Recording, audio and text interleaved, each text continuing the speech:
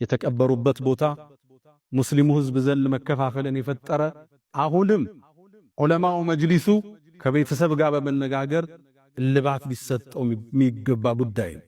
ይሄን አናለባብስ። ትውልድ ሲጠፋ ዝም ብለናል። እንወዳለንና ከብራቸዋል። እሳቸው የምንፈልገው የሙስሊሙ መቃብር ውስጥ ተቀብረው ስንገባ ለአባታችን ዱዓ ማድረግን ነው እኛ የምንፈልግ። ይሄ መታረም ይኖርበታል። ሶስተኛ ለሞቱት ሰዎች ወዳጆች ዱዓ እናድርግላቸው።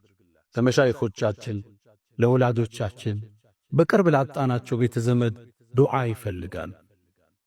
እንኳን እኛ ድረሱልን ልንል የሞተን ሰው ከፍነህ አጥበህ የከተትከው አፉ የሸተተ ሽቶ ቀብተህ ድረሱልን ይርዳኝ፣ እንዴት አይነት አእምሮ ነው!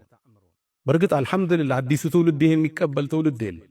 ይጠቅማል እንዴ ነው የሚሉ ልጆችን ስታወራቸው። ትላልቆች ከዚህ መታረም አለበት። ለሞተ ሰው ዱዓ ነው የሚደረገው። የኛን ዱዓ በጉጉት ነው የሚጠብቁት። የዱንያ ስራቸው ተቋርጧል።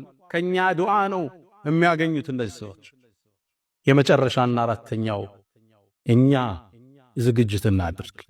ዑለማዎች ካለፉ፣ ትላላቅ ሰዎች ካለፉ ነገ ተተኪኛል።